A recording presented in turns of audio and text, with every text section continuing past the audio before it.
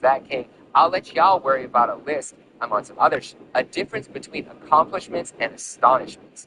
You know what time it is. Any of this is in forever. Y'all got till April the 7th to get y'all shit together. What is the job now, market this like the difference in between 2026? accomplishments and astonishments line. I really like that because I do think Kendrick is basically saying, I don't care about the numbers. This isn't about the awards that I have or that you have. This isn't about Billboard hits. This isn't about first week sales.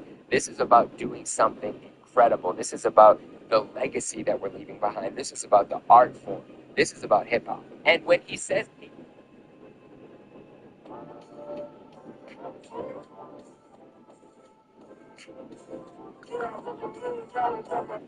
just got the call, nigga got caught with it. I turned the TV on. Not one hero and gotta show respect one day we show. Please, let's put our egos aside. You my niggas, this shit our worst tendencies. Turn us into enemies. I hope that we remember these nights full of Hennessy. When home around, we switch up to that do say. Gotta show respect one day we trying to stay with state, cause we from where you from. I'm talking about the slums, I'm talking about that mind state to keep a black nigga dumb, keep a black nigga dying by a black nigga gun, and keep them listening to these frontin' ass rap niggas, son. Yeah, I said, son, this is New York's finest. For 11 winters straight, I took on New York's climate. Like, show me New York's ladder. I climb it and set the bar so high that you gotta get Obama to force the Air Force to find it. Never mind it, you never reach that. Cold as the hypnotist, control the game whenever he snap. That's everything. And what you'll find is your highness can paint a picture that's vivid enough to cure blindness. Care just to share my life on the stage in front of strangers who know a nigga far too well, and that's the danger. What's the price for a black man life? I checked the toe tag, not one zero in sight. I turned the TV on, not one hero in sight, unless he dribble or he.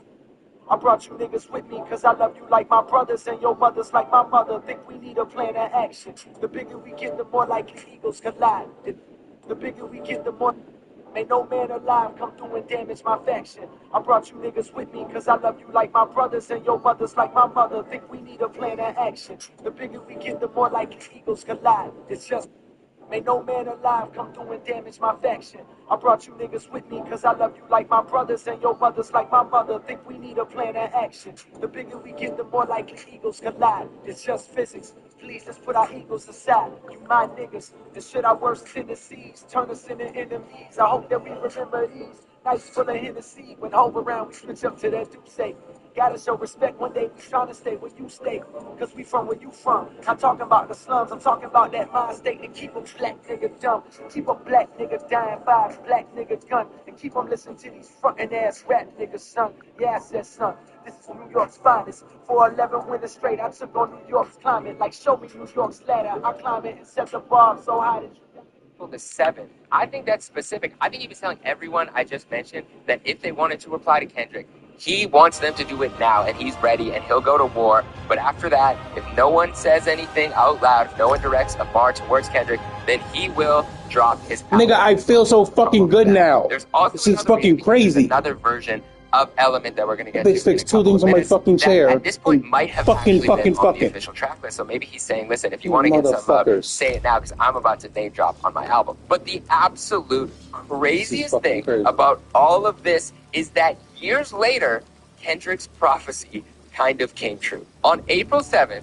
2024, J. Cole got on stage at Dreamville to apologize to Kendrick Lamar for dissing him on 7 Minute Drill. The same day that Kendrick said you have until to get your shit together, in that same verse where he has lines about a rapper apologizing to him and walking back a diss.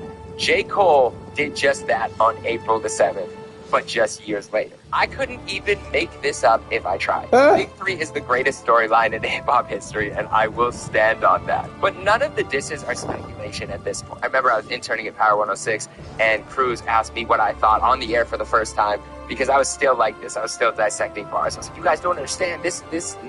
And he's like, what do you think of these lines, Jeremy? Who do you think he's talking to? And I was like, I think he's talking to Drake, but I also think he's talking to Big Sean specifically because of that Hall of Fame bar. But then, years later, we were vindicated as lyrical conspiracists because a version of Kendrick's song Element from Damn, which was already towing the lines of being a diss song at the time, leaked and showed that Kendrick was actually ready to call out everyone I mentioned by name and more.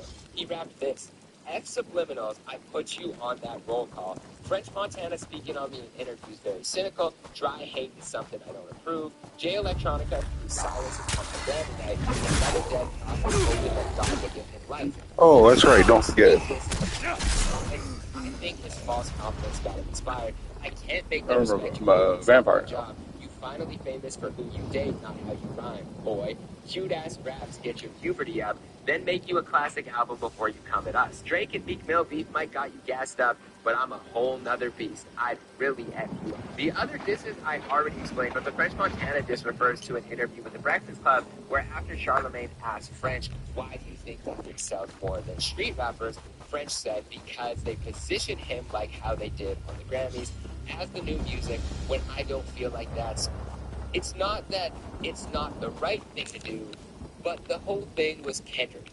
Again, everyone hating on Kendrick getting these Grammys is not new. This has been going on for years. And later on in 2020, French actually said that he has more hits than Kendrick and could do a hits battle and win against him. Let me know if you guys think if that is true. He said, it's just that I got more hits. Kendrick Lamar got albums, he got masterpieces. But if you was to put us on the festival, I would outshine him because I have more hits than Kendrick Lamar. I wonder what would happen in that hits battle if you took away the ability for either of them to have any features. That would be interesting. Element ended up on Damn, but it wasn't the same version. It felt like a subliminal towards any rapper threatening him lyrically with maybe some hints at Sean and Drake, but it definitely wasn't what it could have been if those names were included, which I'm personally happy that they didn't get included.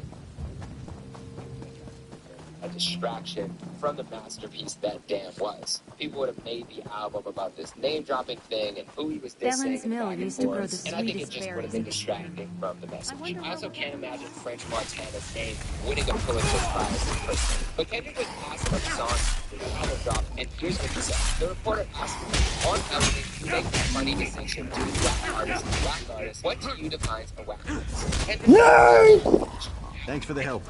I'll rejoin the rest of our forces now. Other people's music for their own approval. We're talking about someone that is scared to make their own voice, chases somebody else's success and their thing, but runs away from their own thing. That's what keeps the game watered down. Everybody's not going to be able to be a Kendrick Lamar. I'm not telling you to rap like be you, simple as that.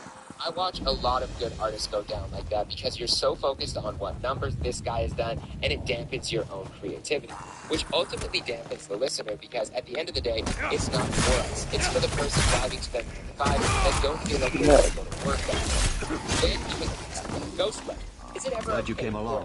Thanks for the quick rescue. You obviously great person for Dr. Dre yourself.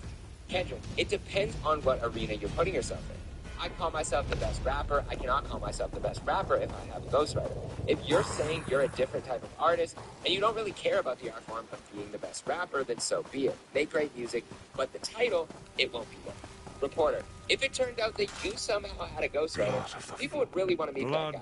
Kendrick laughs and says, you're right. Then a week after The Hard Part 4, Kendrick dropped the lead single from Damn, and it was called Kendrick. And it also contained some shots. Particularly, the hook felt like a slight jab towards Big Sean, basically telling him if he wasn't going to send direct shots, to sit down and be humble about it. All while using Big Sean's ad-lib, little bitch, the whole time. The song also came with one of the craziest music videos ever and began the true rollout for this album. This video definitely inspired so much creativity over the last few years. And to this day, when the album started, Kendrick said this. It was the beat first, actually. Mike Will sent over the beat. All I could think of was Marley Marl's The Symphony and the earliest moments of it, where it's complex simplicity. But it's also somebody making moves. That beat feels like my generation. The first thing that came to my head was, be humble. When asked, who are you talking to? Nicole, yourself? He said, definitely. It's the ego. When you look at the song titles on this album, these are all my emotions and all my self-expressions of who I am. That's why I did a song like that, where I just don't give an F. Or I'm telling the listener, you can't F with me. But ultimately, I'm looking in the mirror. Humble went #1 on the Billboard Hot 100, becoming his first solo #1 song and dethroning Ed Sheeran's Shape of You, which is crazy. When asked if having a #1 song makes him a pop star, he said, it gets tricky because you can have that one big record, but you can still have that integrity at the same time. Not many can do it. Wink, wink, laughs. Still have them raps going crazy on that album and have a #1 record, wink, wink. Call it whatever you want to call it. As long as the artist remains true to the craft of hip-hop, and the culture of it, it is what it is. I don't know if those winks were stated. Kid Teddy always wanted the spotlight here, my cat. I don't know if those winks were stated or laughed about because this was a written interview, but I have almost no doubt in my mind that these two were talking about Drake off camera. And I have no doubt that those winks were a shot at Drake. And if you don't believe me, the interviewer literally a couple questions later just says, what's your favorite Drake song? She said that a nearby crypt's got to be somewhere near the ruins of I got a Meredith's lot of Folly. favorite Drake songs. She kept a journal that she was constantly writing. He has plenty. Do you prefer him singing or rapping? Both, yeah.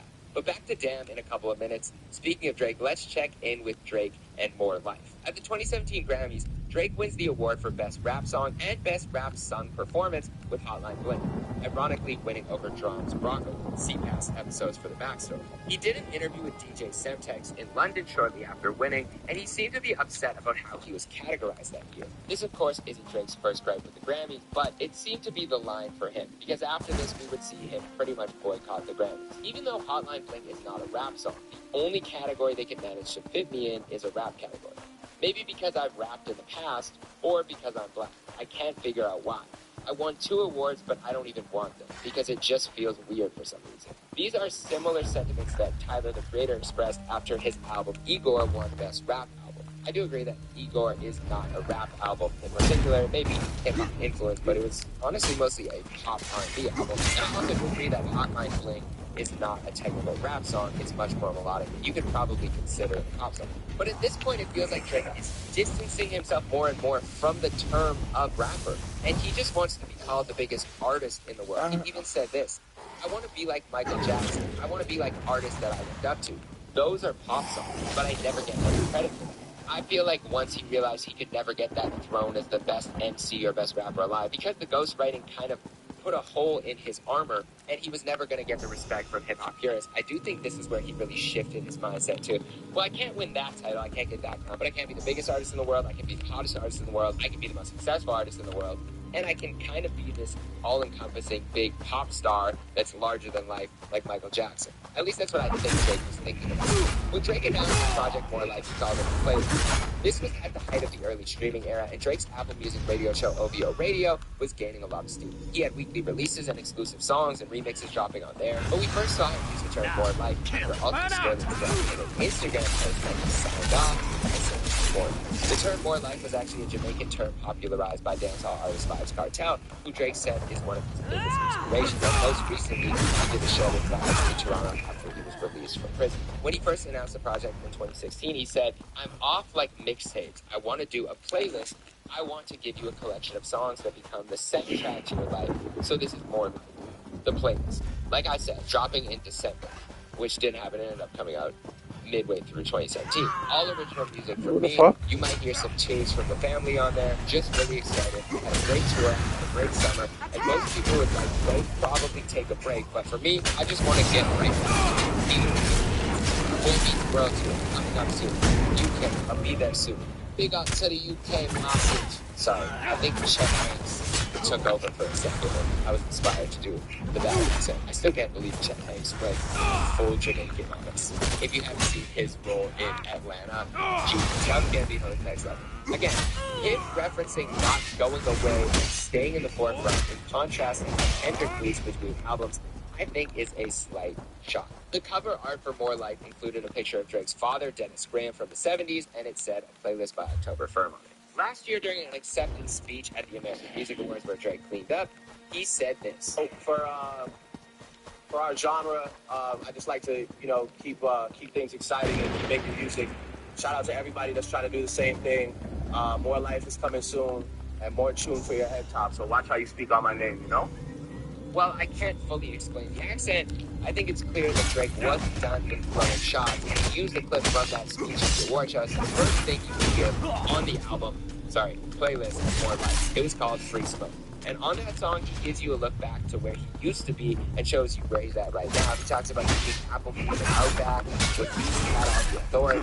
He references his fling with J-Lo, old number, so it bounced back. And he also throws some shots at multiple people. He basically has the same sentiment about Kendrick never going outside, but he also seems to insinuate that he's ready for battle and knows at this point that it is inevitable. Dude's moves so waste, please come outside the house and show yourself so I can say it to your face. It's bound to happen, man. It's gotta happen now, so let's just get it out the way. That to me feels like Drake is ready for this to eventually come to a head and for the battle to eventually.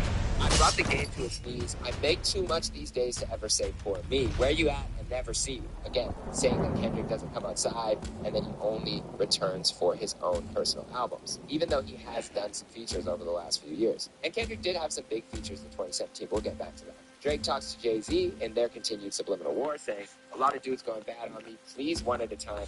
I want to move to Dubai so I don't ever have to kick it with none of you guys.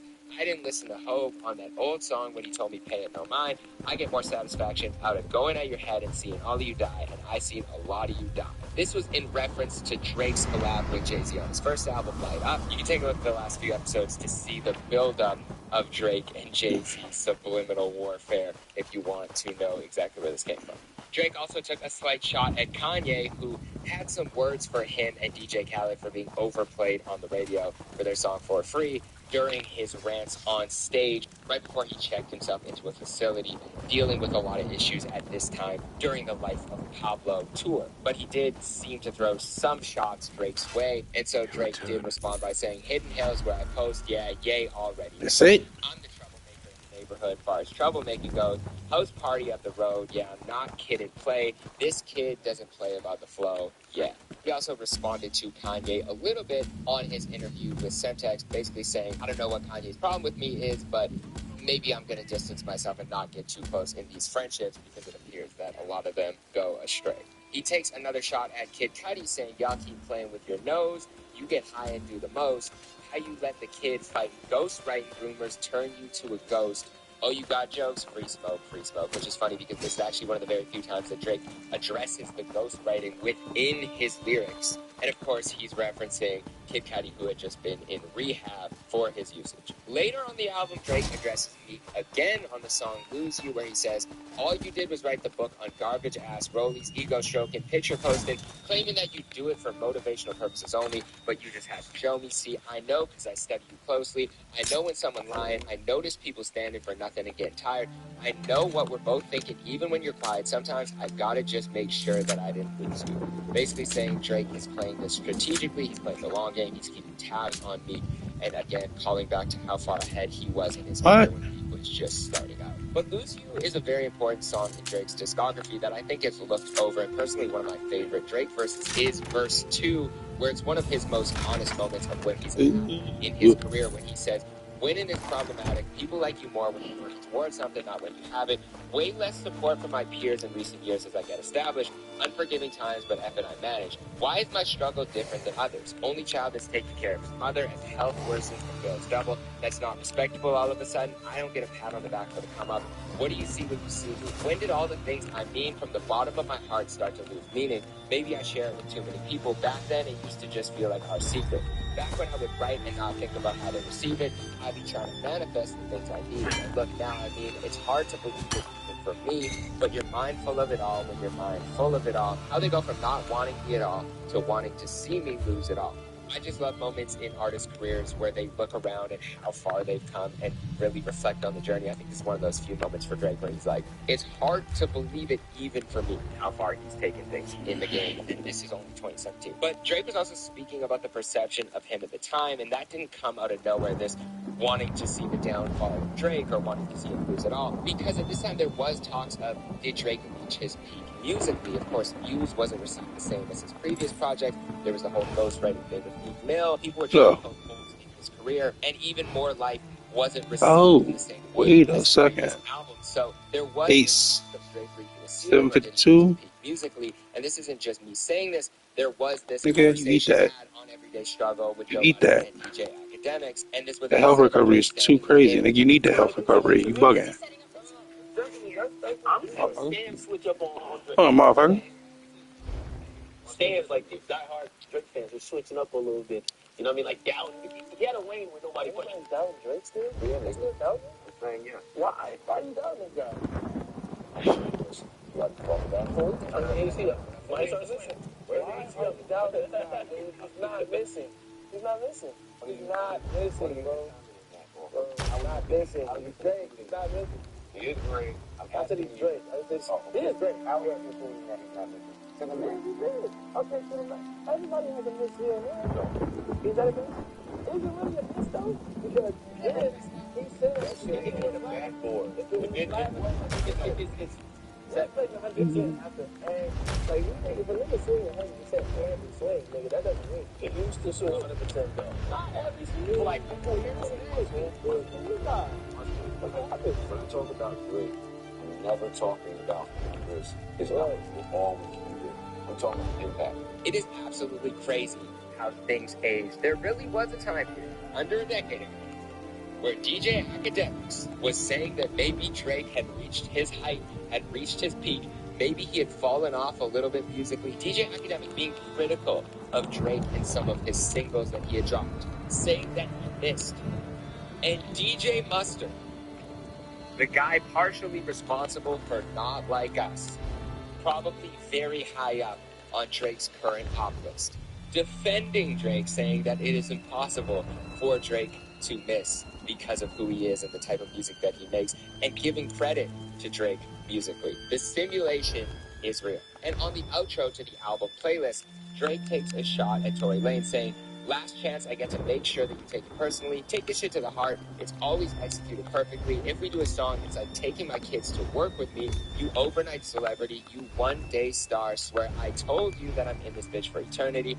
I am a reflection of all of your insecurities. Behind closed doors, a lot of sick God worshipping. Done talk now because there's other shit that's concerning me." Daystar Peterson is Tory Lanez's actual real name. And so that Daystar, you one day star name flip to me is one of Drake's best subliminal bars. So let me know what you thought your favorite verse was of this project. This brought on shots, but thought it more like overall in the comments. This project saw Drake experimenting with his sound more than ever, having pop songs, UK-inspired songs, some clear international influence on songs like Getting Together with Coffee and Georgia Smith, Is my and hair of all course right? the hit song Are my Passion robes Fruit on straight? was inescapable that whole summer. But I Commander also Ale. did live in Toronto I have that a summer ritual for the very that I first time just in my need to life, rest. so I could have been influenced by my surroundings. But More Life also had some of the more classic Drake that people had grown to love, like Georgia's Interlude, which even samples his own song Doing It Wrong at the end, one of the best breakup songs ever. Listening back to it, it still does hold up as a great Drake project to me, even if the track list is a little bit too bulky, but I guess that's why he called it a playlist. One of my favorite songs is Sacrifices, but there is one horribly aging lyric from that when Drake says this: "I got Dubai plates in the California state. I got her waiting at my place. I got no baby on the way. I'm talking baby like Stunna. I'm talking baby like Face." Now, if you do the math, he actually may have had a baby on the way at this exact moment that he was rapping this. Hilarious. Adonis is 8.5 years old. This project dropped almost 9 years ago. So if you do the math, he may have been conceived shortly before this or around that time. So technically at the time of the project's release, Drake did in fact have a baby on the way. Young Thug also had 2 standout appearances in the project, and his verse on Sacrifices was the first time I really thought, wow, actually Young Thug can rap. He is lyrical in his own Young Thug interesting way. Skepta and Sampha both had their own full interludes on the album as well. And another thing that was clear is that Drake's influence from the UK was heavy on this project. He had recently popped out at Skepta's show.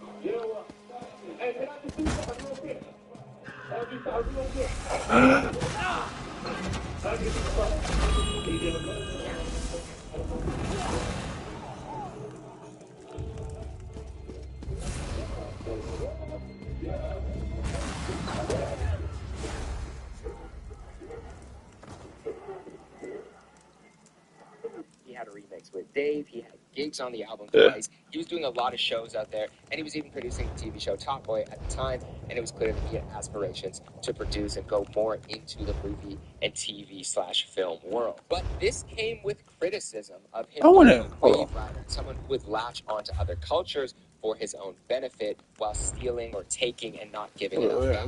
He addressed this criticism on air, saying, back. Yeah, I just made it a point to shine light on as much as I can. That's what I'm here for. You know, I'm in a really, really blessed position, and people like try again because of all the bullshit. People try to like flip everything on me. Like, oh man, you're used, like you got gigs on the record. You're just using the culture. It's like, nah, man, I'm showing love, bro, to these guys. You can ask gigs.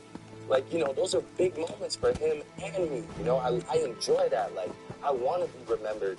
I want to be remembered in London, in the UK scene as like, yo, Drake rated us. People started to have this narrative that he did this continuously with other people's sounds and flows and other cultures of music. People talked about the Afro beats on Views, about artists like McConan and some of the features he did where the artist really didn't elevate past that moment. But before the project dropped, Drake was involved in some internet drama involving a bubbling SoundCloud artist out of Florida with a unique flow, a lo-fi yet high-energy sound, and emotionally raw lyricism with a memorable haircut and some interesting tattoos. His name was XXXTentacion. He was quickly becoming the leader of a new era of rappers that were blowing up on SoundCloud. His song Look At Me, which almost sounded like an unfiltered demo, began blowing up on the site and had him using a very specific flow that was unique to this song at the time. The song was dropped on SoundCloud December 30th, 2015, and it began gaining a lot of traction towards the end of 2016/beginning of 2017 as interest in X's story began to grow. While it was going viral, the second previewed a song in Amsterdam called KMT with gigs at the top of 2016, and some fans noticed that the flow sounded similar to X's on his song Look At Me. Demon just got on the key. Against the phone, love is just bitch was your ass. Hey, taking my dick in my pants. And it wasn't just the fans. X himself said this about the similarities in flow in his first ever interview. Shout out to K Fox. I want you to clarify something for me. What's the situation between you and Drake? You guys have beef? Are you guys cool? Like, what's the situation? I see you, little monster. I was waiting. I was waiting for you. No, Untold centuries. Nigga hit up. And you hope to purge I me ain't even from on that it. shit. Keep it blunt raw. Keep it blunt raw. I got Personally, like, should I don't you want nobody back coming at me. to Period. Molag You feel me? Ball? Like I saw it, bro. You feel me? Like I wasn't wrong. Drake hit up a DJ that I fuck with, and bro told me, he was like, yo, nigga Drake watched the interview and he fucked with you, and he fucked with your partner Ski Mask. He's like, yo, he said he gonna call your manager in the next day. Okay. So I'm up. Nigga, I'm fucking with you. Yeah, I'm like, Yeah. Okay. So you need to differentiate them. Unfortunately, that nigga broke. Yeah. You know what I'm saying? And I knew what I was doing when I said what I said. And I knew I didn't push it. Because I know where he came from. Yeah. Okay. You know what I'm saying? So initially, he was supposed to contact one of my vendors. So he doesn't do it. Well, I can't go on to the others because I'm locked up. Yeah. I'm on the security phone. He talked to fucking video, previewing that shit in Amsterdam. With some nigga from the UK. I was on the phone with my dog Chris. He's like, yo, you gotta listen to this shit. This nigga Drake a fuck nigga. That's exactly what he said. Like, this nigga Drake a fuck nigga. You gotta listen to this shit. So he plays this shit. I hear in my dad. I was like, what the fuck? As soon as it started, like I knew he was getting that. And the funny thing is, we didn't discover it. The fan, like you said, the fans, because they're so cold, got a piece of the internet. You feel me? So they were saying that Drake was fighting your style. Oh hell yeah, bro. You could take his verse. Like they did a mashup. They put his verse on my song, and the cadence is literally just at the same tempo. It's not offbeat at all. And if you listen to my song and you listen to Bruh's song, like it's we all. We're ready to confront Angoff and destroy him. Over here, we have much to discuss. Okay. The Great King. Well said. But we can't just rush after the villain. First off, Angoff's toxic mist, we have to change it. Arcade blind. I think he's a bitch. That's a bitch move. Especially when I was in jail facing life. You know what I'm saying? If Drake would have came to my barn, you know what I'm saying? That would have made my fucking day. If he would have showed that he's a hospitable person and that he's really in this shit for the culture, rather than being a fuck nigga taking my shit, running off with it, and then putting it on his album, then he would have got my kudos, he would have got my respect. I would have let him hop on the remix, take 100% royalties with it. I would have done it.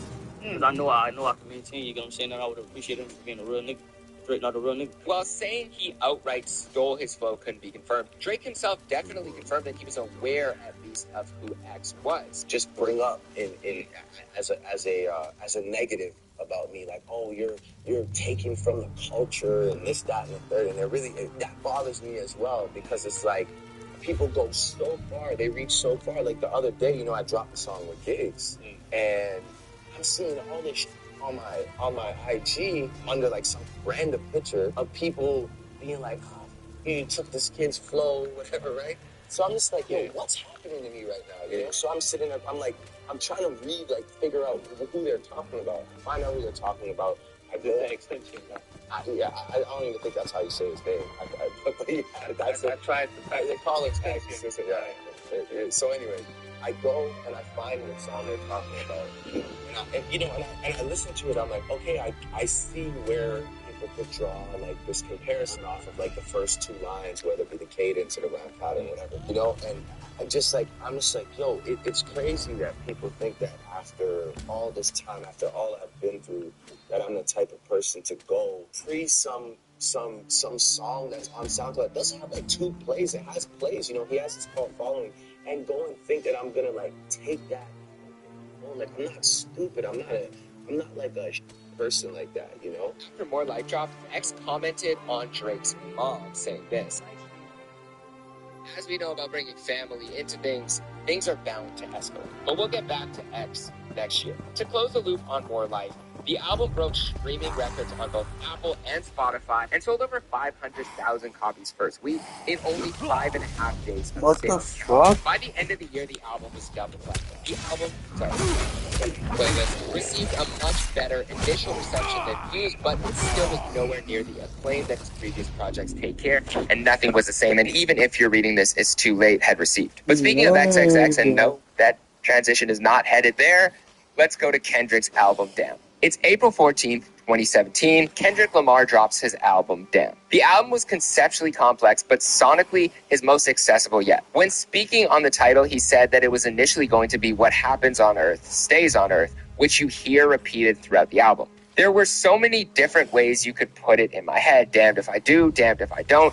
The loudness of the record. When I think about DNA, when I think about Humble, when I think these records, it just felt like that. DNA was actually made with Mike Will Made It, and the beat was actually custom made to Kendrick's a cappella vocals, which is amazing when you think about that song and how choppy, raw, and emotional Kendrick was on that verse. So creating around him a sonic landscape is pretty amazing. Listen to Mike Will talk about it. Number one, I wrote that song, okay?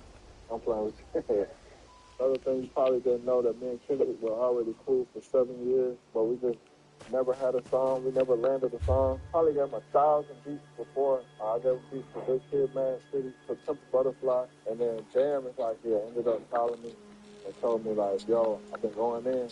Send me like a little snippet video. I'm like, damn, bro, I'm about to be in LA in like a week. Like, pull up on you, like, call me when you get there. So I came to the studio, and then he let me hear Humble, he let me hear DNA, he let me hear XXX. I couldn't even wrap my mind around what I was doing, because at the time, it was so new and so fresh. So DNA, the second half with the beat switches, he rapped that all the way fully a cappella.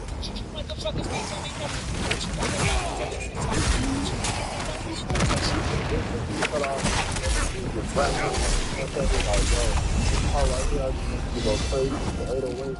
You gotta go crazy in the arenas or whatever. At this point, the beat is already going, and I got this acapella going on top of it, and it's just looping. And I was waiting for my boy Plus to get to the studio. Plus is gonna bring me some free trees, you know what I'm saying, for my head, you know what I'm saying, so I could just levitate. And it was crazy. I had went past the Rick James stuff, and he was saying, give me some Dodgers. And I was like, give me some Dodgers. And I was just playing.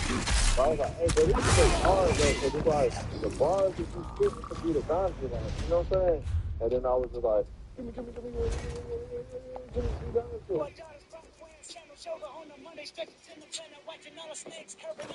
And DNA was going to be the singles for Damn at first.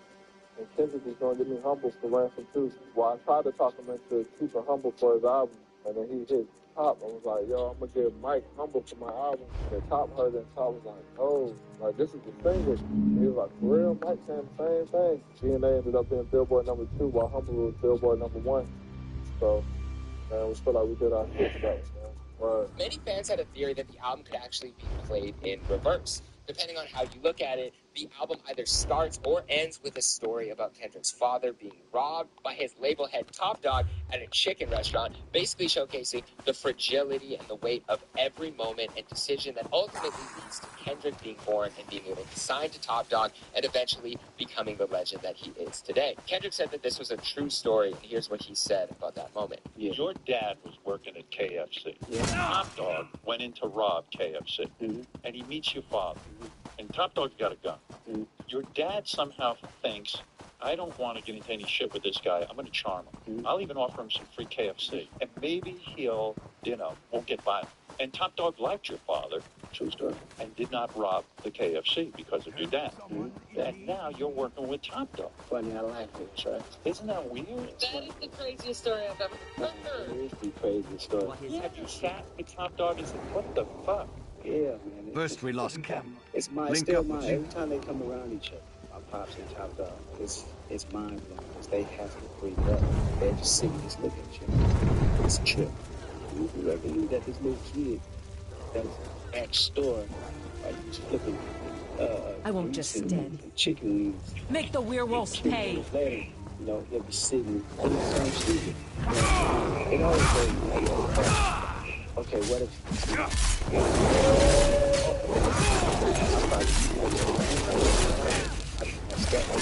it's psychological.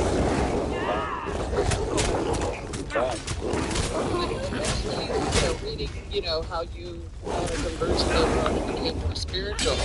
With the life like this, you can see how you would become spiritual because these are the kind of things that usually go the wrong way. Yeah, I can say that. He also said this about playing the top. It was just the right time. Top himself didn't know I was going to do it. He even executed it in fashion.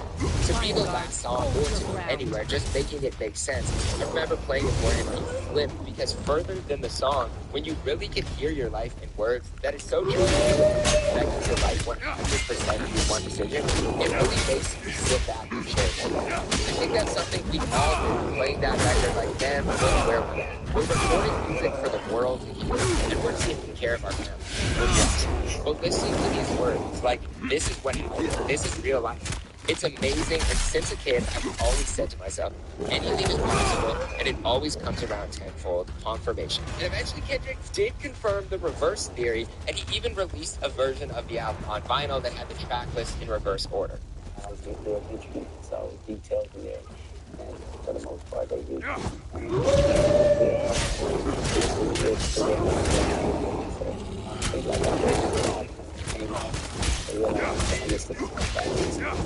plays at the still, and even a better one. That's one of my favorites, really, Tubo. Out of the game, so definitely in the studio. How does the story change playing in a different direction?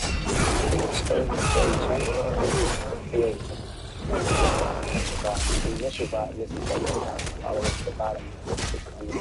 It's like Russian, this attitude, the beat, this back, the contract, both of these pieces are blind.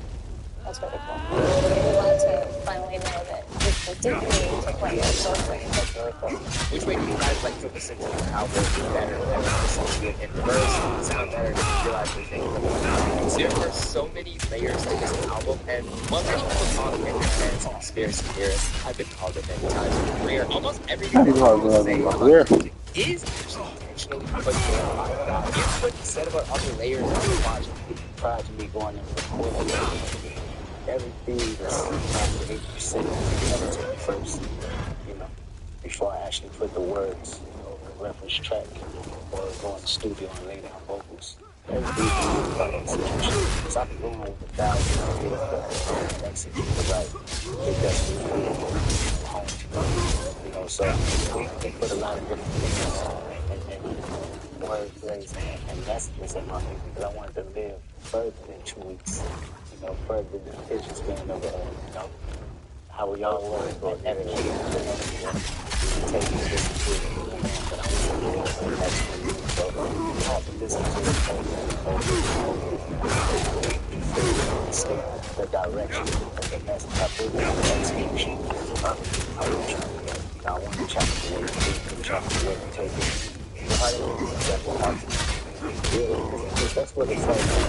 You know, I listen to Jay-Z coming up as a kid, and I listen to pop. I was being top to understand, but that listen to the people.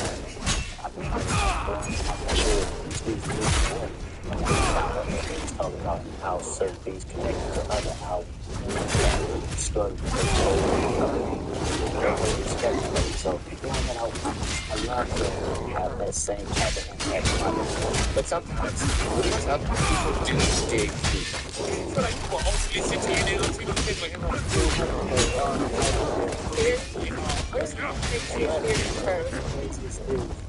I dropped 3 more albums, right? I sit down like every. I really thought you were going to drop that. I'll tell you something. There's a lot of things in that same. They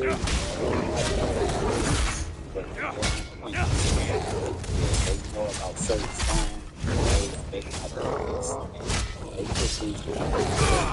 I'm definitely guilty of that too. A fun fact is that Pride was actually produced by Steve Lacy on his iPhone using GarageBand. If you are creative out there, there's no excuses. You just gotta use the resources you have available. And you might end up on a Grammy nominated Pulitzer-winning album one day. The album actually sampled FoxDie's after Kendrick's electric performance of All Right a couple years prior.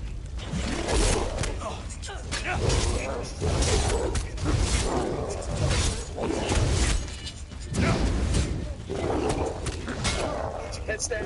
Lamar stated views on police brutality with that line in the song. Take the popo and kill us in the street.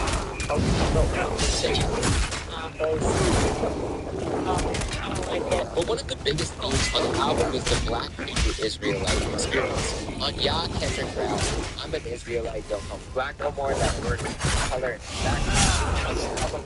As in, Carl leaves him a voice note saying, the so-called blacks and Native American Indians are the true children of Israel.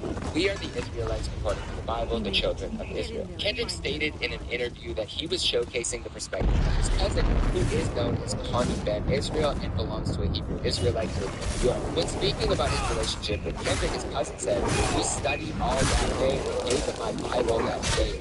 And all praises to the mercy of the word out there. And when asked about the voicemail in Fear and the lyrics on Ya, Kendrick said this, everything that I say on that record, that's always been my thing. Always listen to people's history and their background. It may not be like mine, it may not be like yours. It was taking his perspective on the world and life as a people and putting it to where people can listen to it and make their own perspective from it, whether you agree or you don't agree.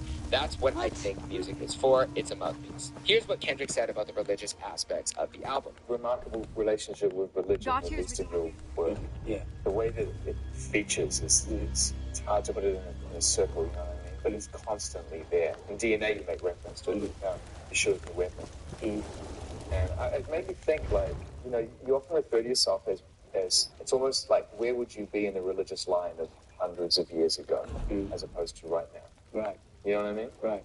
I've always had that. I mean, we are spiritual beings, and that's something I can't never run from in music. And when I say as a weapon, going back to the line that you referenced, I always felt like God used me as a vessel, period. Whether to show my flaws, whether to show my intellect, to show my pain, to show my hurt, to share my stories, to share His message all across the board. That's me personally. That's always been a vessel. You know, I could say the nastiest thing on record, period. But I still feel like that's a vessel. Did you hear that someone purged the corruption from the weird tree? I can't sugarcoat the reality of what's going on out here. I can't sugarcoat the reality of my imperfections, period. So when you hear certain things, and certain things you may not like, you may have discomfort from, it's out of my hands. These words, you know, they're not just made up words. You know, when I say I sit and I live with, you know, the camp is on. Going into them. These are the North Tower in the courtyard. Way beyond me. And that's just how I feel about it since day one. Apparently the song Triple X with U2 originally had 6 verses on the song, but that song was definitely a chaotic listen for me at first, and I wasn't really sure how to feel about it, but I think that's partially how Kendrick wanted it to feel because of the emotions portrayed in it.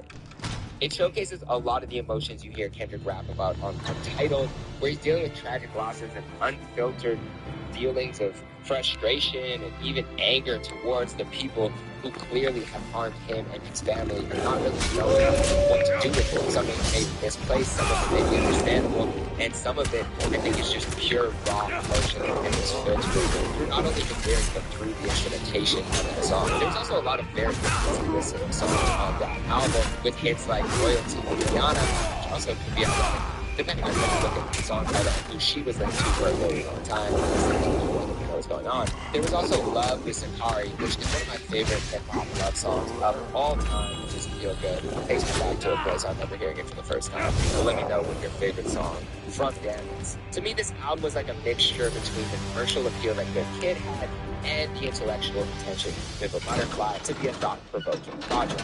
It was his most commercially appealing album, but it didn't sacrifice anything in terms of depth, layers, or lyrical risks. It's my personal favorite Kendrick album to this day, and I still find things when I listen back to it. But all of that was actually Kendrick's intention. Why is Damn top spot for you?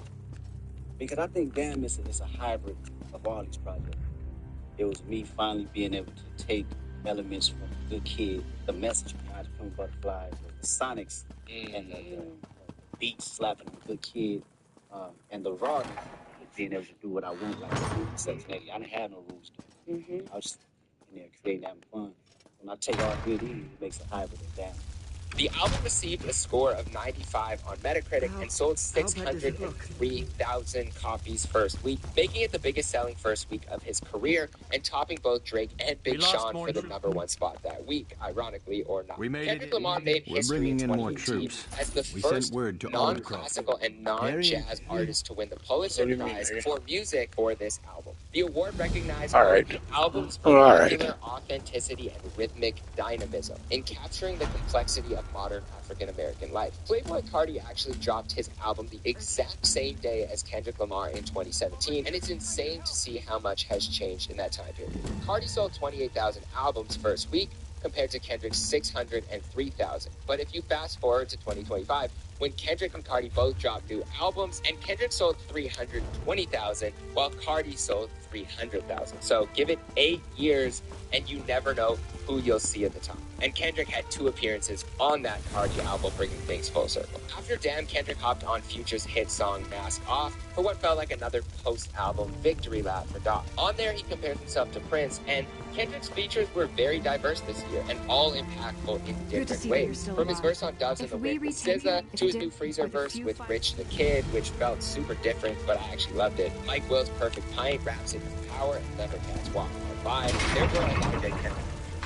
Drake also had a great feature run with No Complaints with Metro, Family Feud with Wayne, No Fraud with which made his own point to the mastering out of which is what I'm referring to as a miss earlier in this video. Come close with WizKid and bring it back with Mike Will and Trouble was Trouble. Cole only appeared on one song this year, which is ironic recording this in 2026 because the two have been throwing slight shots back and forth at each other since then, but he was on Legendary by Joey Badass. Cole called Joey before writing False Prophets, which used the same instrumental that Joey had used for one of his early stand-up songs, Waves. But in an interview, Joey said that Cole was done doing feature music.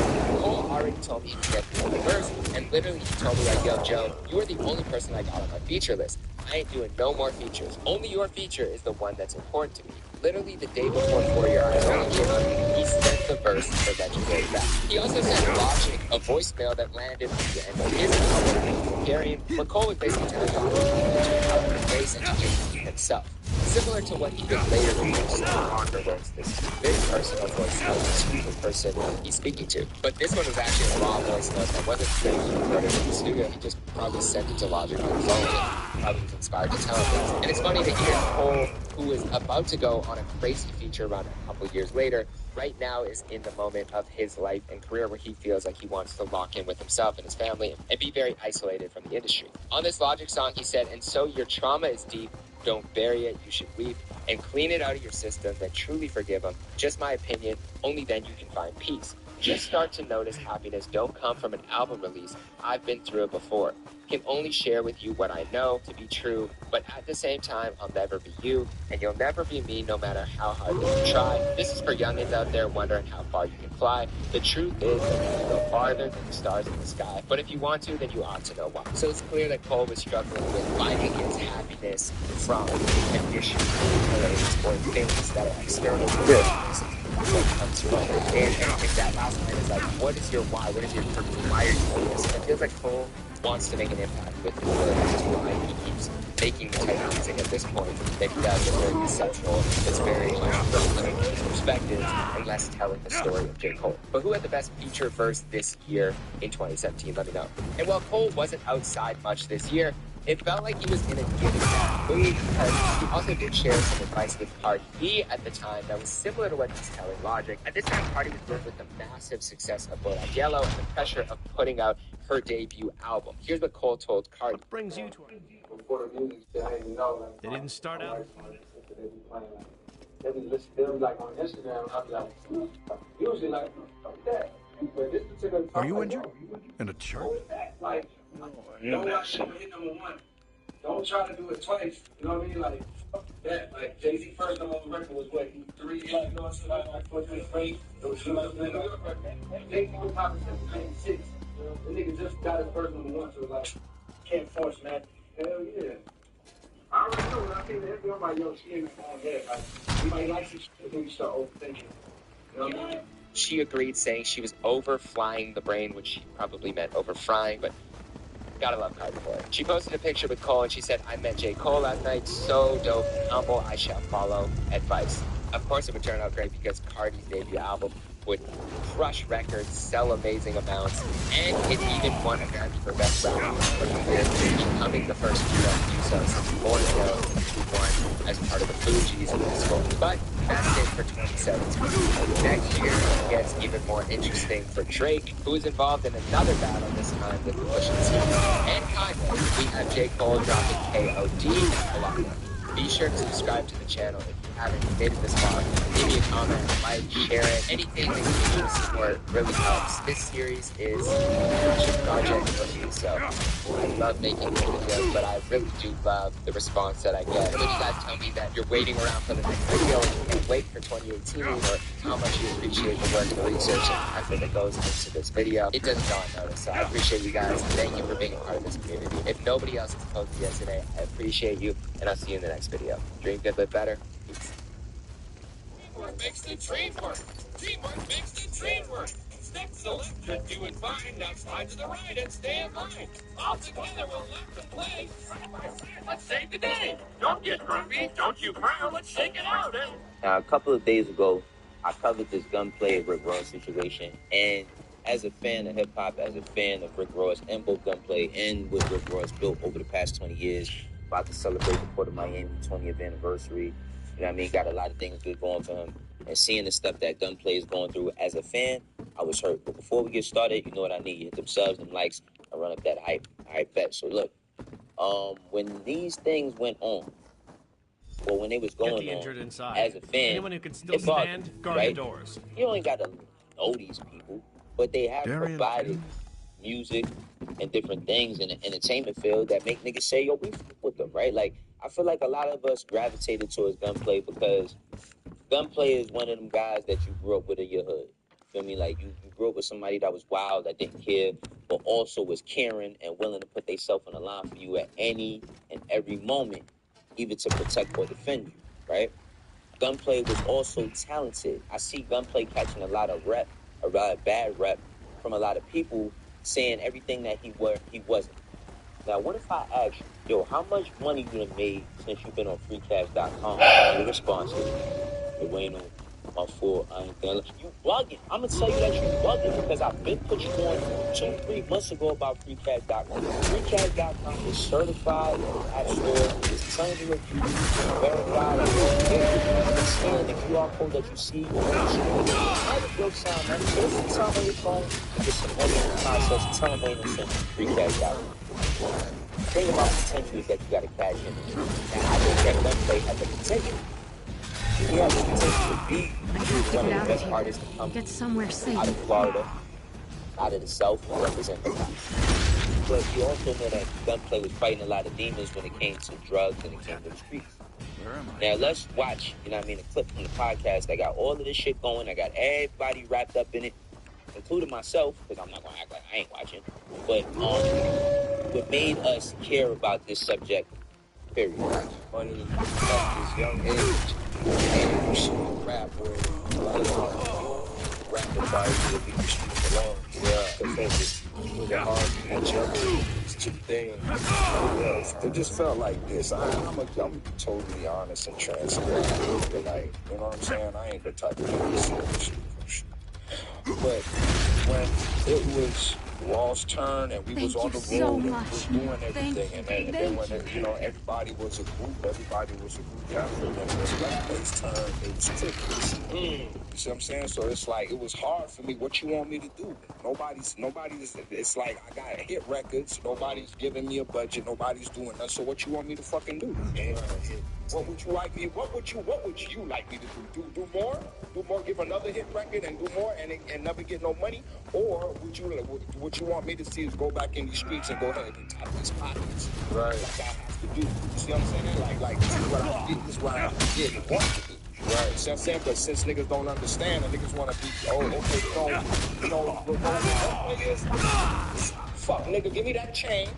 Let me get all that, and I'm back. You know what I'm saying? That was a cry for help for real when I look back and see that now. Yeah. You know what I'm saying? Let me get that. Right. Let me get that. So showing them like I really would do this. Yeah, push me back in the streets. So I mean, what you really want me to do? Like, I'm for everything. I was down for the program for over 10, 15 years. And then nobody was concerned that made a phone call or nothing. So what you want me to fucking do?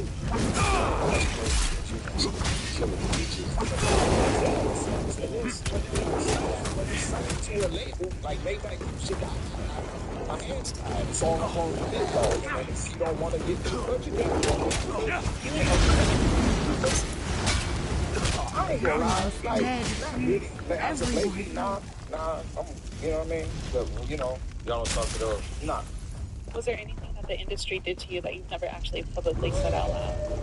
I mean, I could go in. I could basically sold my publishing for $50,000. They gave me $25,000 up front.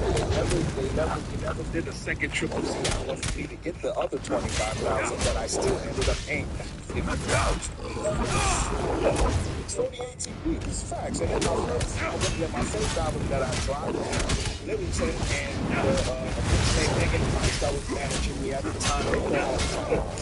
So what they did was amend my contract. So I got the end of $75,000 for my first fucking album. It went to them. So I got fucked for that.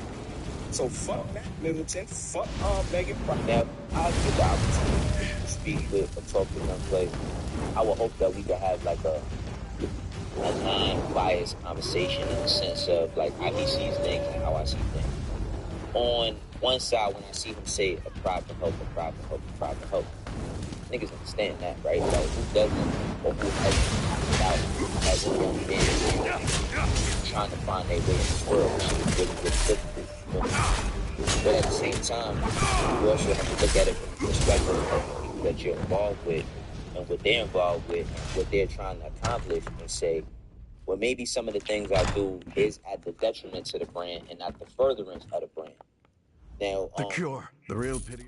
As an artist, right? Not only do you need the good personnel, but you need the right mindset. Help. We spoke about this on the last episode. Gunplay, I really believe that a lot of his drug usage is tied to trauma. You know what I'm saying? It's tied to trauma. Growing up in Miami, there's so many people I've met and known from Miami. Joey Dollars, my brother, one of them, that have just told me stories about Miami and like the hardships of that shit. And it's like, it's the ghetto.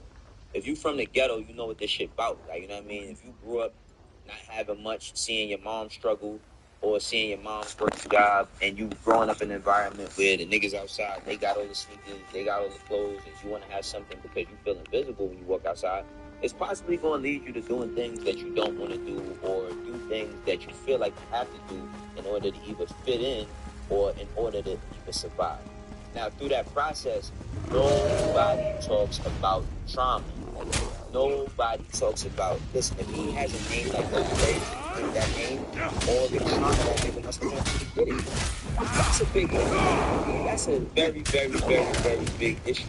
And it's so many people that go through that. And mental health and therapy and all of that shit was taboo growing up. It wasn't something that people spoke about. It was like, oh, I'm not crazy. People looked at therapy and all of these different avenues as towards the healing as a joke. You know what I mean? They looked at that shit as like shunned upon, like, oh, the only way you could go sit down with somebody to talk to them is if you outside eating out the garbage or something. But you got to ask yourself, if a person's outside eating out the garbage, whatever garbage they metaphorically eating, what led them to be there?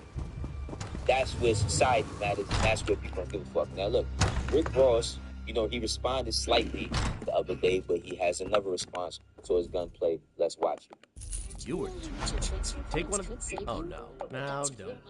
Real time, real results. Transfer Proof, a free app from University of Phoenix that shows what to transfer in just a few taps. I'll snap another few transfers and upload. We'll handle the rest. Download Transfer Pack and start your free pre-evaluation today. Now for that, my little bro situation, because I got nothing but love for him, but the situation you're talking about was saying wasn't no budget, so nothing like that. The distributor had them talks. They ain't want nothing to do with you. MMG just ain't give you the bad news. He told you just keep working, just keep trying. Don't stop, don't quit. Yeah, that's how it goes. When they don't want to spend no money on you, ain't no more budget. You ain't have a manager or none of that. So they ain't tell you. And I ain't want to break your heart. I want you to keep hustling. I always say, even with that being said, I don't believe that Rick Ross didn't see value in gunplay. I believe that he absolutely saw value in gunplay at one point, and we know the obvious about what gunplay went through as far as, you know, he said it himself. He out here robbing people, doing whatever, right?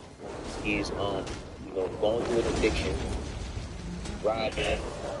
He's doing everything that he feels like he needs to do in order for him to survive.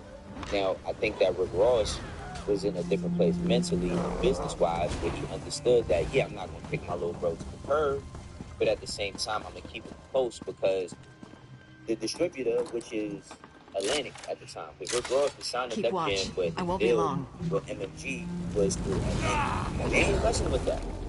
They're not messing with that, man. They're not messing with that. And I feel like, you know, when you watch hip-hop from the outside lens, when niggas is not behind the scenes, they feel as if, oh no, why even just help them?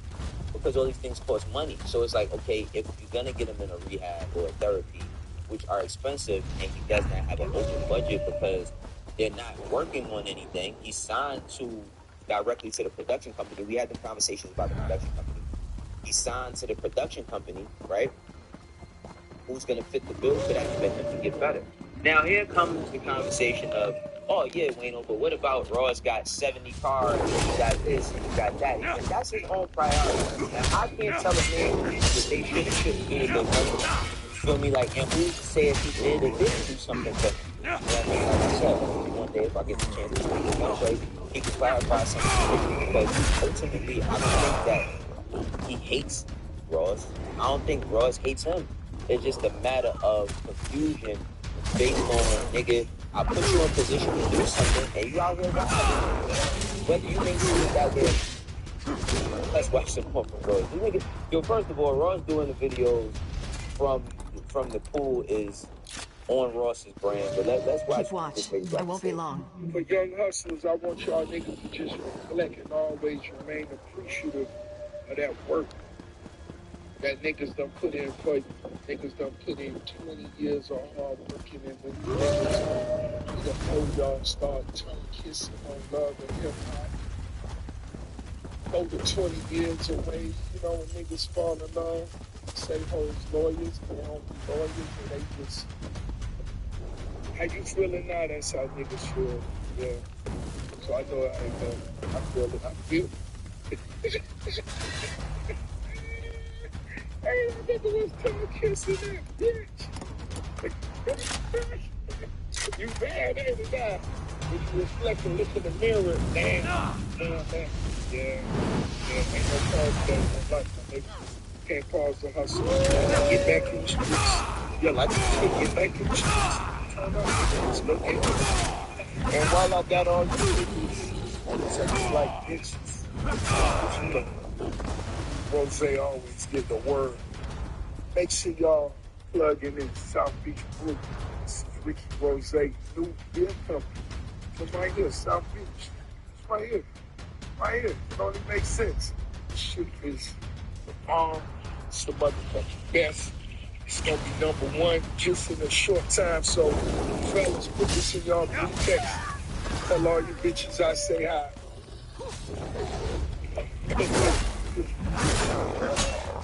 Oh my God! I mean, Ross always got something to promote, bro. That was crazy. That little nigga said he was trying to kiss me. I mean, hey man. At that point, Gunplay felt like he had to do what he had to do.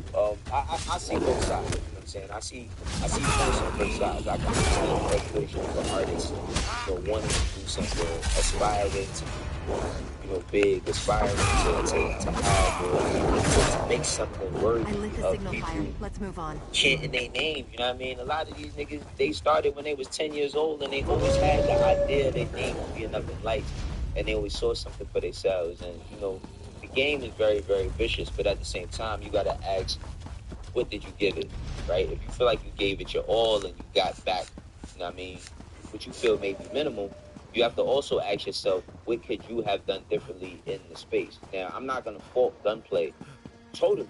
I mean, he definitely has to admit some sort of accountability for what he's gone through. But when you coming from poverty, when you might not got education, when you only know a couple of things, it's very, very hard to break the cycle of that shit. I mean, breaking the cycle is not just about the streets, it's breaking the cycle of financial hardship. I mean, how many of our parents who got struggled? And the reason why some of us have put ourselves in a position we have in a good space or even a bad space is due to what we've seen. I mean, and I feel like, coming from the ghetto, coming from being cultured, and shit, and you don't enjoy that, that's an option because at one point or another it's celebrated.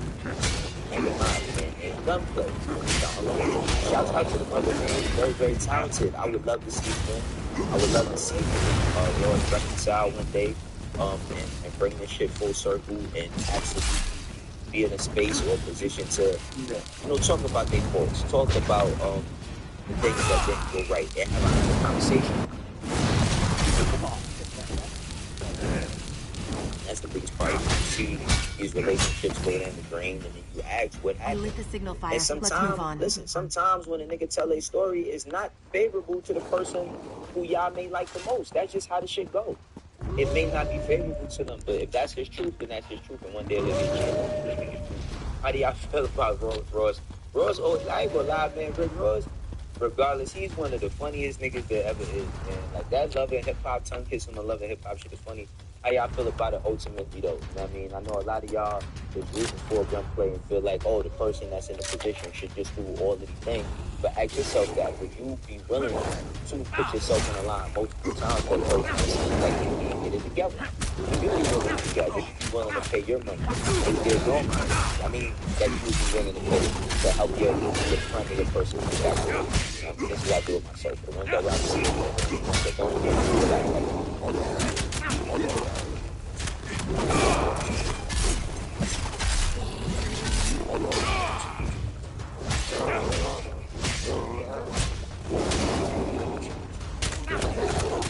Take the next step in treating moderate to severe ulcerative colitis with Entyvio, the only gut-focused treatment for UC that helps block inflammation in the gut and works right for you. Use the time to talk with your doctor about the results. Response and physical improvement of the gut life. Infusion and serious allergic reactions can happen during Entyvio increase risk of infection, which can be serious. Although HPL, a rare brain infection that can result in death, tell your doctor if you have infection. Without symptoms, sores are prone to infections. Liver problems can occur. Learn more about the see it works right where you need it. And ask your doctor about gut-focused Entyvio, including the Entyvio pen. Gut-focused Entyvio. It's how much it costs. Then where you go mouth. It ain't. That's what I'm saying. Out of the country, it's not that much. Well, I ain't going out of the country. But now you might come back with them chickens. Yeah, you might never come. Never mind. Shout out to my nigga, bro. You know somebody that we know. You know somebody who did what? It's 16 to 40. Who's in Colombia? Oh. He said it. Oh. Why? I wish there was an airport for a moment like that. Yeah, cut Mike's mic, but that's what motherfuckers went to Columbia. But that's all right, you get your teeth done. Let me ask you, because you ever got your teeth done? So let me ask you, do you you gotta go to the dentist and shit, right? I'm saying, what if your shit get fucked up, from the teeth in Colombia? Where you go now? Come back to America. I'm not saying you ain't got money to go to Colombia, but I'm like, damn. But if let's say your tooth fell out right now, where you? So they gonna put what tooth they gonna put on? Michigan. They gonna give you a random tooth? They got me right. In my time of need. You might have to get a hold of So you got, but what if you got your veneers from Colombia? Who gonna give you a new tooth? Yeah, they sell teeth everywhere. How they gonna match it up perfect? All right, we gotta wrap this up. If you're gonna get veneers, let's go. Oh, my fault. Teeth. There we go. Second block. Teeth first. I'm not really a titty guy. I can pass on the titties. Sure. They're a nice upgrade. I know you're a breast bull, full breast. Triple D. First team. Yeah, respect. But first team all titty. I'm gonna see how you do with the teeth, the brand new teeth and butt and the new soul ring. Okay. I'm gonna see how that works. Soul ring, people still getting that. Yes, nigga, what the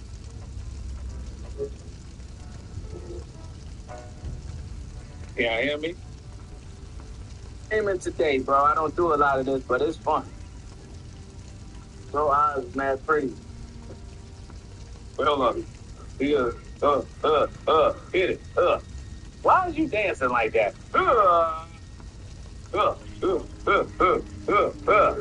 Look at my ass. Jump on your head, you bum ass. Uh-oh. Motherfucker electrocuted me. You ain't had to do all that, Blanca. Bro did the Sonic move. Ooh, I wonder, is he bread balls?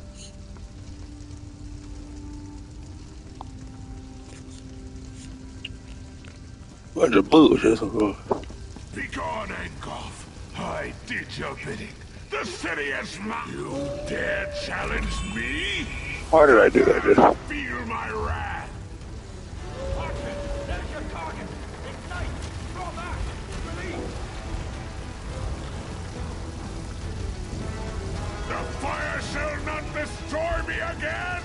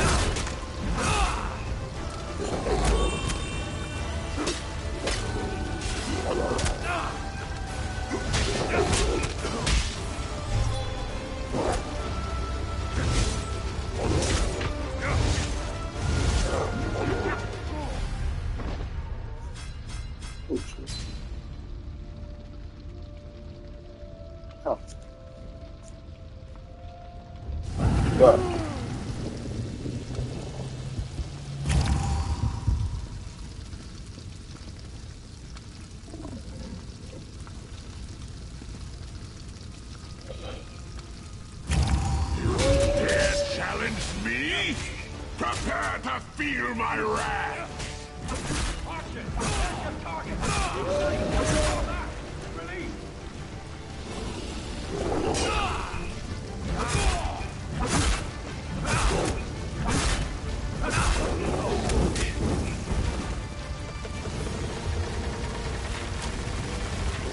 The fire shall not destroy me again!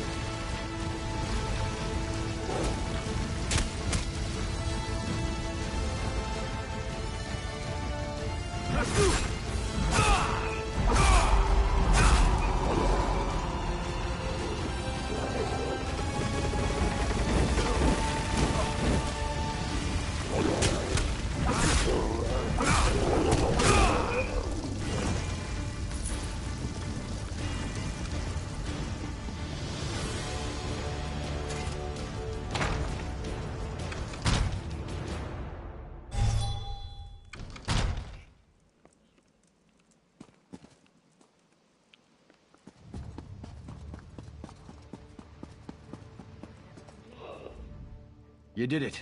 Yes, Yes. We rebuild. My condolences to your families for the hardship you've had to face. My soldiers and I failed to protect... I didn't know. First one to reach Angoff buys the first bottle of wine. But, you know...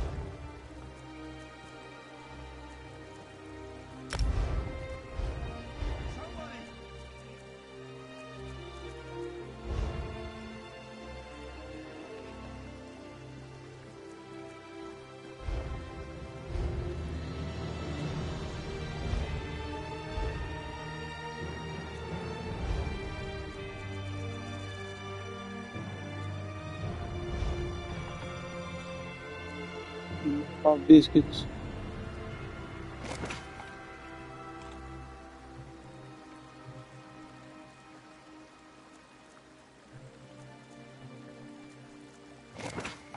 busy.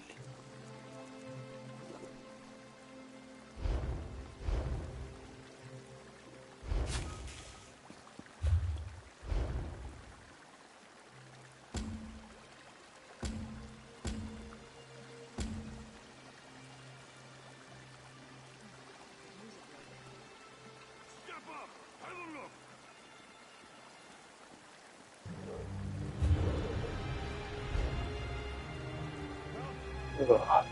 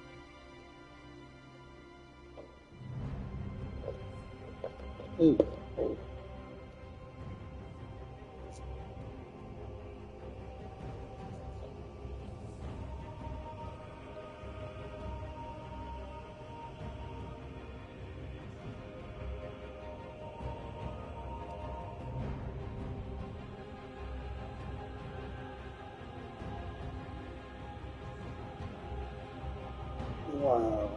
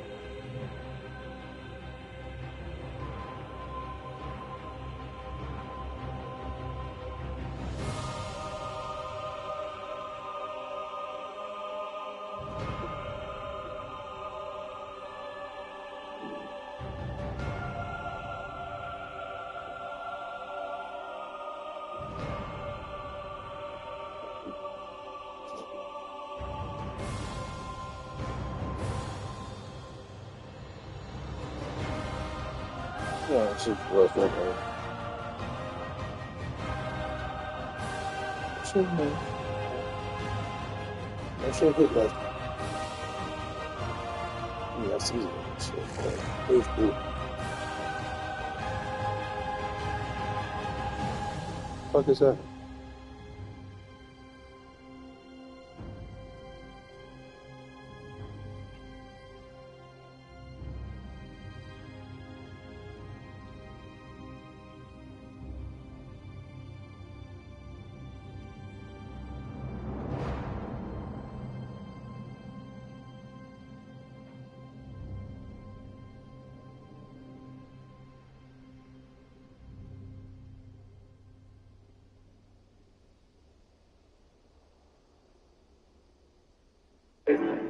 Wild times looking up at cloud nine.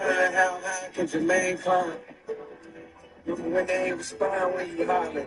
Funny how a few dollars can change, man. Do you know about my piss? Do you know about my pain? Do you know about my skin? Do you know about Jermaine? Wild times looking up at cloud nine.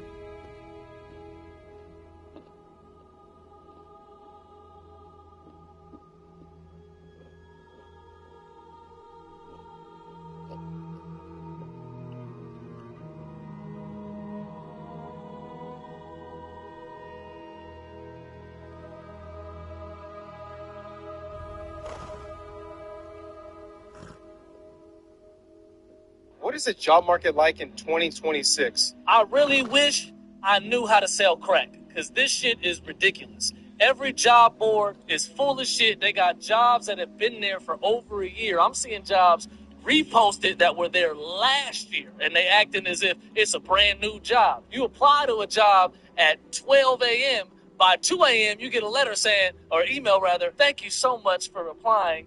We really appreciate it. This role has been filled. Bullshit. LinkedIn is bullshit. Indeed is bullshit. ZipRecruiter is bullshit. Monster is bullshit. Everything is bullshit. LinkedIn, they talking about everything but jobs. I've seen people give fucking Wicked movie reviews on there. I've seen people come out the closet. I've seen people. Alex, that's what I'm saying. I'm out here. The Oscar goes to. God is great.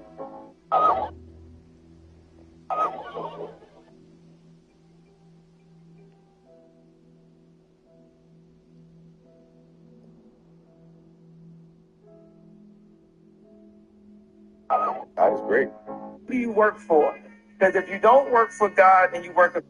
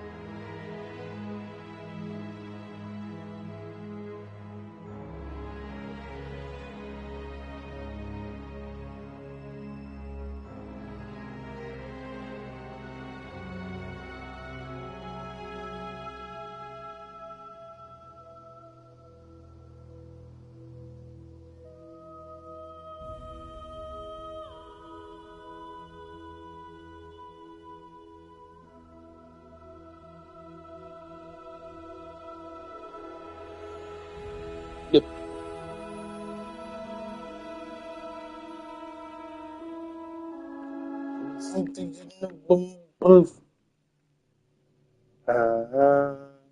Okay, I'm at 70 now. Okay.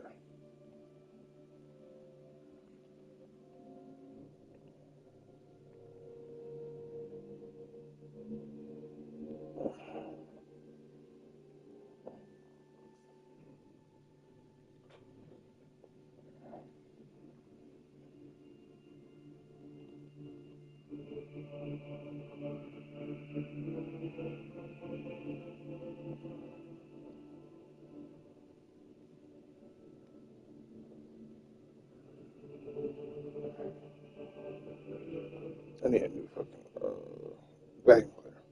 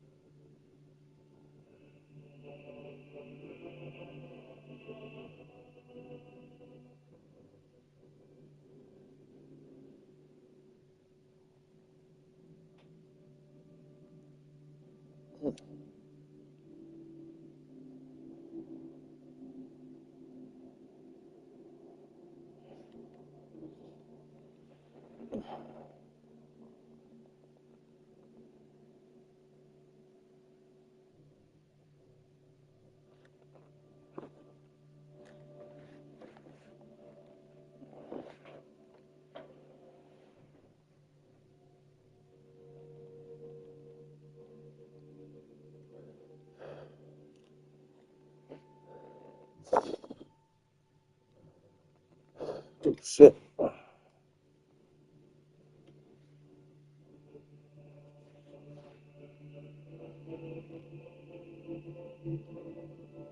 the fuck?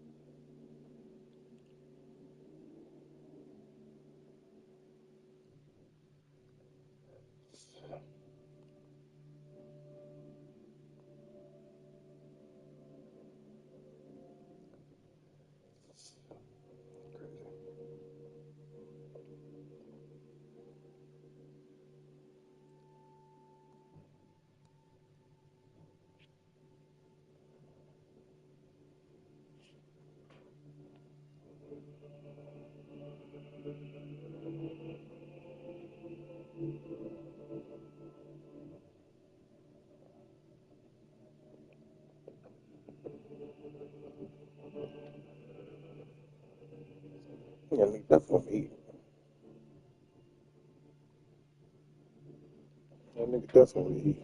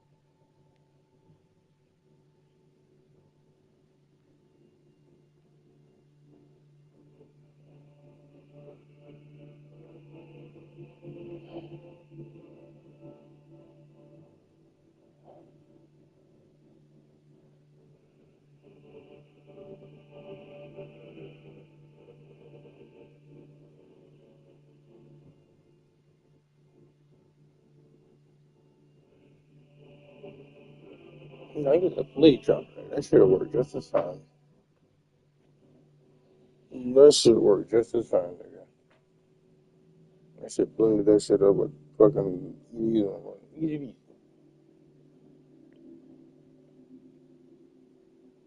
Drip this shit right in there.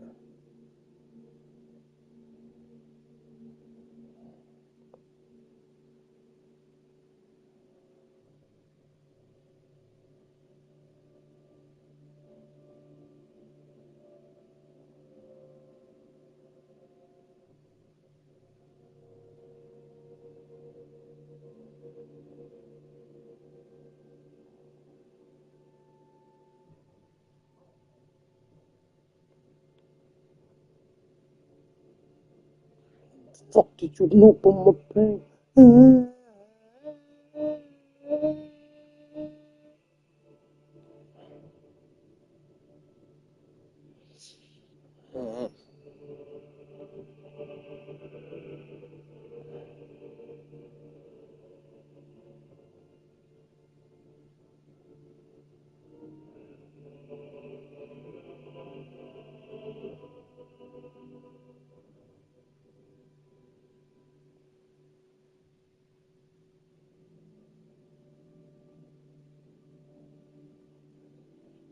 These are 13s.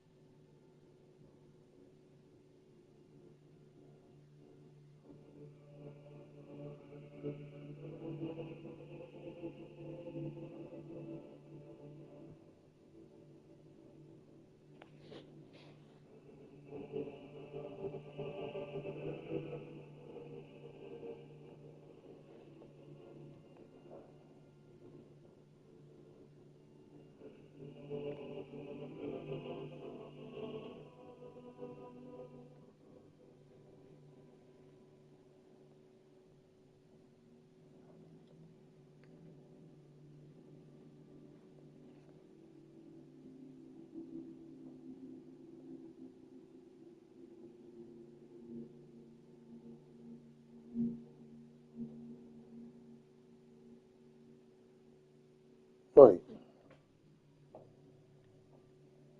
No.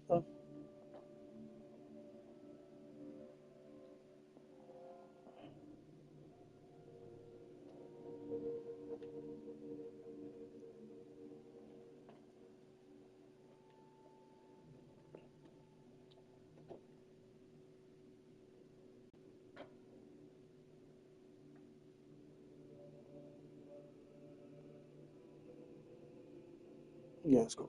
Let's go.